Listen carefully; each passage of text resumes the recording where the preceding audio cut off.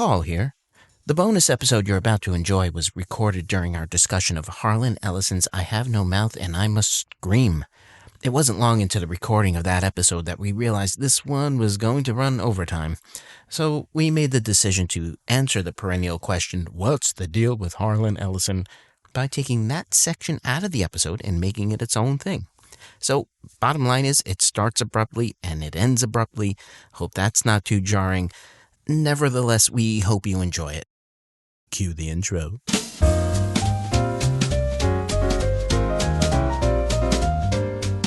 All right, I want to talk a little bit about Ellison's life. Okay, now, I already said he was bullied. Small kid. He was bullied, and he was combative at the same time. And Sure. he once said, his parents were great parents, he said. But he said it was like two pleasant pandas had given birth to a catamount. And he said they just didn't know what to do with him. And so when he was 13 years old, he said he just knew he had to get out. He just couldn't sit still. He felt like he needed to get out and explore the world. And he said, because when he talks about this episode in his life, he says, it wasn't my parents. It wasn't like I had a horrible home life. He says, in the bullying thing, it was what it was, but he was, he could deal with it. But it did affect him. He was obviously carrying this resentment toward his childhood bullies his whole life. Yeah. But when he was 13 years old, he ran away from home to join the circus. Okay. And he couldn't find a circus anywhere, but he did find a traveling carnival. Okay. So he joined the carnival. That's amazing. Yeah. So he joined as what a a gopher. Weird thing. I'm sorry to interrupt, but no, that's okay. No, it's fine. Kids back then are like, I'm going to run away and join the circus. Right. You've heard it before. It's not like he's the only guy to ever do it. Right. It's a weird thing that people do. I'm going to go join the circus. I'm going to go join the circus. So he did. Oh my God. No, but it wasn't the circus. It was the carnival. Oh, I'm sorry. The carnival. But still, he wanted to join the circus. He couldn't find one. So he joined the traveling carnival that came into town. Okay. He hooked up with them and moved on to the next city, wherever they were going. He was following them around, and he joined the carnival as a gopher, running errands for people. Okay. Eventually, the carnival got busted because it was basically a pickpocket racket. And everybody was thrown in jail. Mm-hmm. Everyone was eventually sprung, all except for two people. That was young Harlan Ellison and the geek. So he was sharing a cell with the geek, the carny geek. Now, for those not in the know, I know you know this, but for those not in the know, a geek is the guy in the circus. He was usually what they called a wet brain. He was basically a homeless alcoholic.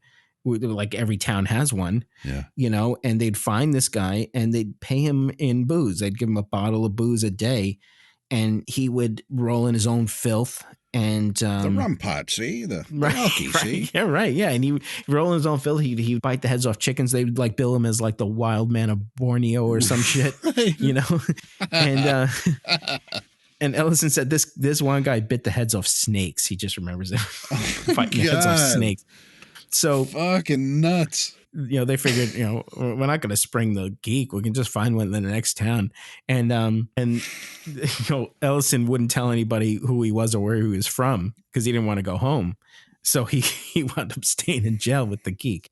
And he said the geek started having the DTs right there in the cell. Oh boy. And he was smashing his face into the bars and having fits and shit. Yeah. And Harlan described him as sweating sour mash. He said this disgusting smell of like just rancid detoxing booze. In front of him. Yeah, and he's like the smell of booze was just coming out of his pores. Yeah. So consequently, Ellison was a lifelong teetotaler. Ever since then, he said he couldn't stand the smell of alcohol because of that one experience. Yeah, I imagine it. You hang out with the geek too long. Snake breath, geek. So eventually he was sprung because his parents hired the Pinkertons to go find him. No way. Crazy. Oh my God. He's like living like a little, living fiction, So that's Ellison at 13 years old. You can imagine what the rest of his life was like. Okay. So when they're not hunting for Dillinger, they're looking for Harlan Ellison. Your brother looking for Ellison. Holy shit. Speaking of the rest of his life, when he was 20, he joined a street gang in, I think it was at Red Hook, in order to get experience for a novel about street gangs. He was involved in a major rumble and he fled. At that moment, that's when he was undercover. He was participating in all their rituals, all their hazing and shit, but he had to flee once Once it got down to knuckles. Yeah, he wasn't about to beat somebody to death in service of his writing. So he said that was it. There are so many stories about this guy. They're all true. Most of them are true. Like the time he assaulted an executive at ABC. He was writing for the show Voyage to the Bottom of the Sea. Okay. And he was arguing with the guy over some script changes. You don't change Ellison's scripts. And, right. And the executives then said something to the effect of like, writers are toadies. You do as you're told. And that's not the thing to say to the guy who had to spend time with the geek in the cell and got beaten up as a kid and all that. So he lunged at the guy across the conference table and they had the model of the Seaview. That was the submarine that they used on the show. There's a giant model hanging from the ceiling. And somewhere like in his lunging, he knocked into it and the thing detached from the ceiling and fell on the executive, broke his pelvis. Oh my God.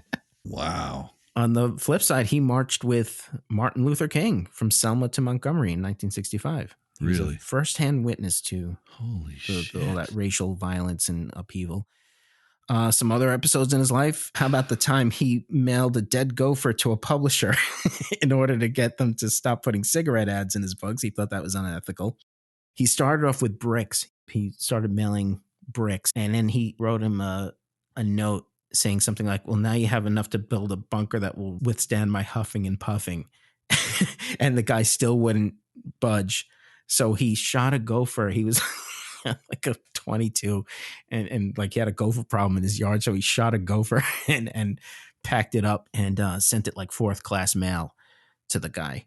So by the time it arrived, it was just disgusting and smelling. It's not that he was just angry. He was unhinged.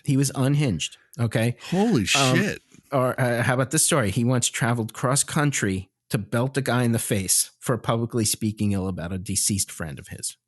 Okay, that's not a little more excusable. I like that one. Yeah. That one's kind of like romantic. You know what I mean? Like that's cool. I agree. It is cool. You know, it's not cool grabbing a highly respected writer's breast on stage at the WorldCon convention in 2006. What? He did that? Yeah. Yep. Okay. He was older. He's an older guy. And so again, I have something that ties all this stuff together. So, but on the other hand, so all these stories, these like crazy Ellison stories, there are just countless stories about his generosity, his kindness. He was a fierce champion of the underdog. He was a fierce defender of First Amendment rights, tremendous advocate for fellow writers and the protection of their work. You know, like I said, he was a feminist. He was also very pro-ERA. One time, Arizona wouldn't ratify the ERA, so he was supposed to appear at a convention there. This is the early 70s, and what he did was he rented a Winnebago and parked it literally outside the border of Arizona and would walk across the border. He didn't want to spend any money in Arizona.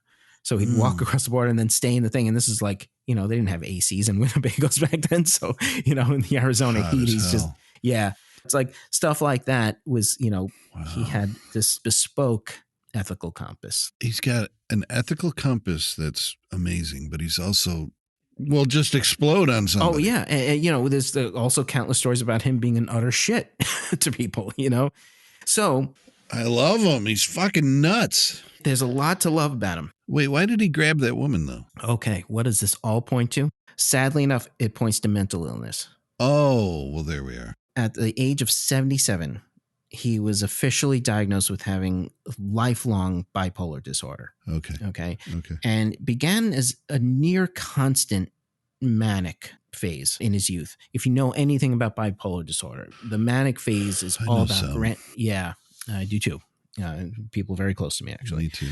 Yeah, somebody I know said, "You never waste a good manic episode," because it's true. I mean, that's what they say. That like you have all this energy, and you're just, you know, you can take on the whole world. You know, that's the feeling you have. You know. Yeah.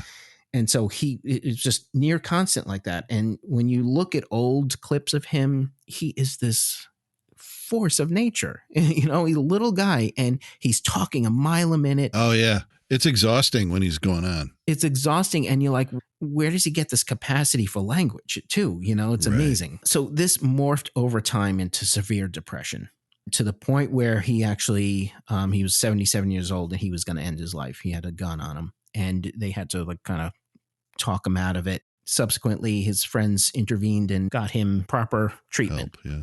Yeah. And he said, finally, he always knew he was off. He always knew he was weird and off and didn't fit in. He never knew why. Finally, he had a reason why. I mentioned J. Michael Straczynski before. Yeah. He was very instrumental in getting him help. And oh, really? Yeah. Straczynski was actually, I think he was like a psych major in college. And so he started recognizing these symptoms. And he tried talking to Harlan about it a couple of times, and Ellison was just like, no, fuck off. I'm not, there's nothing wrong. I'm just tired. I'm just depressed. I'm just whatever, But he had these like really terrible episodes later on where he was really morbidly depressed, and he couldn't do anything. He couldn't wash himself. He couldn't just get out of bed. They came around one time. He was just laying in the back seat of his car saying, I'm just waiting to die. I'm going to die anytime now, So yeah, it's terrible. Very, very sad to know that this bundle of energy finally morphed into that. And so Straczynski talks about how bipolar disorder, if left untreated, when it does morph like that, the anger gets worse. Okay, that you have. So you have these very intense angry periods that were always there, but they're sort of morphing. They're battling the depression for dominance, and you also get, he said, you want to recapture your manic phase, like the way I was back when I was really feeling on top of the world. I want to get that back. He says you try to replicate that in a way, but it's distorted. It's all weird now. So it turns out that all you're doing is really just shocking people and behaving strangely. The young Ellison would have been saying crazy things and being really funny about it. And people would be shocked, but it would be an entertainment. It would be like, this is so funny to listen to this guy tell this story about mailing a dead gopher. It's the funniest thing in the world to hear him tell the story. Yeah. But like later on, he wanted to get that same reaction out of people, but he didn't know how to do it. That's the nature of the disease. It's just morphing into this thing. And so what if I just grab this woman's breast? That's going to shock people. And Joe Straczynski confronted him about it the next day. He was like, what the fuck were you thinking? And he said Ellison was near tears saying like, I don't know what I was thinking. Oh no, that's awful. Now, when you dissect those other stories, the story about him mailing the dead gopher, for instance, like I said, it's a hilarious story. He embellishes it. He tells it. He does his voices for everybody, and then, but like, then you think about, now I've worked in mailrooms, I'm thinking about, he says, yeah, they had to close the mailroom down for a week so they can fumigate. Ha ha ha. Oh my God.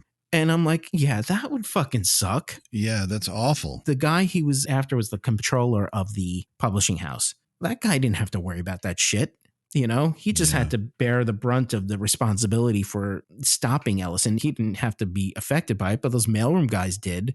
And everybody else involved in this thing did. So it's not really a funny story. No, it's an awful story. And I mean, that's Unglued doing that. That's really fucking crazy. It is. And okay, maybe I misspoke and I said something about his friend who had died. And then to be blindsided after months go by and this guy's traveling to do this thing, it's just not cool. Again, they make for great stories and they make sense to him. Well, that's the only one that I thought was kind of cool. Right. And I agree. There is something romantic about it. That's for sure. how much you stick up for your buddy. You will travel. I mean, it's mental. Don't get me wrong. It's fucking nuts, but it's also like kind of cool. It's kind of punk rock. It's pretty great. Right. Yeah. So that's basically the long and the short of it. In a sense, he had gotten his bipolar disorder under control. Yeah. The final days of his life. And he died very shortly after, though. He had strokes. He had a bad heart, so this thing was just going to get him sooner or later. That's all I know about that ending was Dan Simmons kind of informing that chat group he had. Oh, yeah. That we were in, whatever that was called, the Writing Well. That's it. Well. Yeah, and someone be like, hey, what's going on with Harlan Ellison? And be like, well, he's not doing great. I don't want to get real into it, but he's, his health is bad. Yeah. Yeah. And so he'd go a little into it, but not much. Yeah. Yeah. Must have broke his heart. Yeah, seriously. He was like, I'm talking about him like he was this fucking monster. I mean, he had a real generous side to him. That's the nature of bipolarism, isn't it? Right. Is that a word? Absolutely. Bipolarism? I guess. Is that correct? Could be bipolarity, maybe. I don't know. But I know that's how that works. You're sweet one day and not the next. Joe Straczynski said they were driving one time and they, shit ass neighborhood.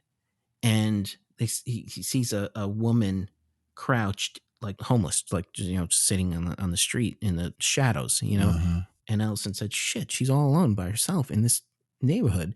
He gets out, he goes up to the woman and he pulls out a roll of bills, whatever money he had on him, hiding it, and hands it to her and says, don't show this to anybody. Don't say anything. I want you to go and get yourself a hotel room right now.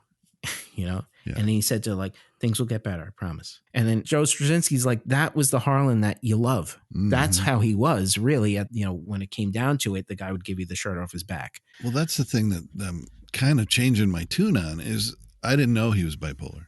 Yeah. I thought he just had like a wild streak that he would just fucking, every now and then go berserk and do wild shit.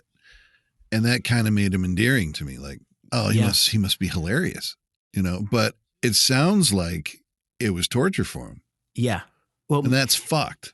I thought the same thing that you did. And earlier this year, I read Joe Straczynski's preface to The Last Dangerous Visions, which was a project that Ellison had abandoned in his life. Joe Straczynski told the whole story in that preface and said, here's now I can finally tell you the story. Harlan's gone, and now I can tell you. It was a real eye opener. I was like, holy shit, this is why the guy was the way he was. I mean, he was also, as they say, a perfect storm, the cliche, but really that, he was probably already a guy that was pretty unique. And then you add that into it, and it's, really catapults him over the edge. So anyway, I'm going to cap this with what is probably my favorite Ellison story, not fiction story, but Ellison antics. Okay. Of them all, this is probably one of my favorites. So he's at a convention.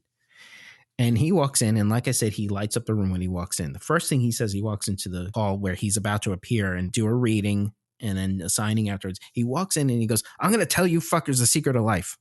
Okay. He goes, but like every good thing in this world, it's not going to be free. He says, you got to pay for it. He says, so I'm going to charge you everyone $1. I counted 191 people in this room. I want to see $191 in front of me before I tell you the secret of life.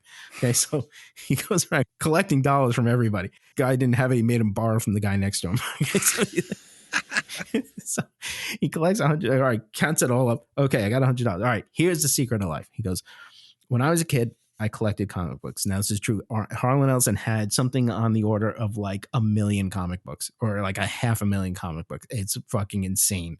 His comic book collection, his book collection too, by the way. But he had this massive comic book collection. And he said, when I was a kid, I started collecting. And he says, I was one of the lucky ones that my mom didn't make me throw them out. He said, I had friends whose parents made them throw away their comic books. They said they'd rot your brain. He said, my mother never did that she let me keep everything. So subsequently, I've kept everything. He says, but there was one comic book that I wanted. It was, I can't remember, like Ghost Rider number, whatever. Mm-hmm. Okay. Mm-hmm. He says, I was sick the day it came out. And I couldn't make my way down to the drugstore to buy it. And then by the time I finally got out to buy it, it was no longer on the shelves. And ever since then, I've always wanted it. I've never been able to find it. He says, finally, I found it. There's a guy out there. One of the dealers out there is selling it. He says, it's $250 he's selling it for. It's something, he says, I'm not going to pay $250 for something I paid 10 cents for when I was a kid. But I did talk him down to 191. Nice. So he says the secret of life is just a little ingenuity. You can get what you want. Nice. Very good. God, that's great. Isn't that awesome? Mm-hmm. I think we should cap it there. There's so much more we can say about Ellison. Maybe we can do another Ellison story and yeah, maybe so. And talk more about it. And maybe how about the one that you read last night? Or the one that you read originally or whatever it was. It shattered like a glass goblin. So different than this. Like yes. It is. Only in the theme, but the descriptives in that were like it's like he had been a drug addict his whole life. Yes. What he was carrying on about. I couldn't believe it. Yeah. Because I know I'd read that before that he was a teetotaler all the way around. Right. And exactly. Drinking, no drugs, nothing. I mean, nothing. He was saying things that were like shockingly drug induced. It sounded like. Yeah. By the way, no drinking, no drugs, but he did fuck his way through all of California pretty much. He was notorious for that. All right.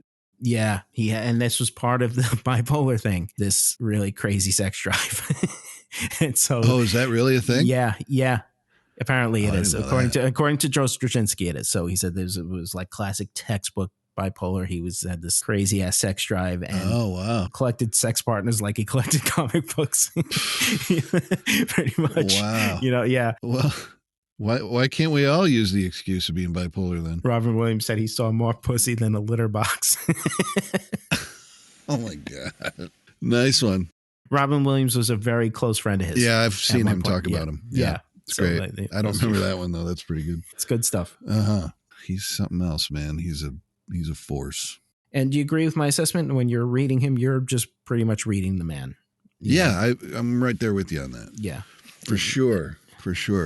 I do like I'm sorry he was bipolar, but I do like his angry approach to writing. Yeah. Oh, and I do too. Like I said, it's good. It appealed to me when I was younger, and it still does at times. I find it these days, he's hard to take, maybe because I read too much when I was younger. Yeah. But now I just don't vibe with this stuff as much as I used to. That angry vibe as much as I used to. That angst, yeah. Yeah, but you can argue with the fact that he's very good at what he does. Oh, yeah. So that's that. So there it is, our discussion about the force of nature that was Harlan J. Ellison. He departed our realm on June 28th, 2018, at the age of 84. Incidentally, he once composed his own epitaph. It read, "For a brief time I was here, and for a brief time I mattered." See you next time.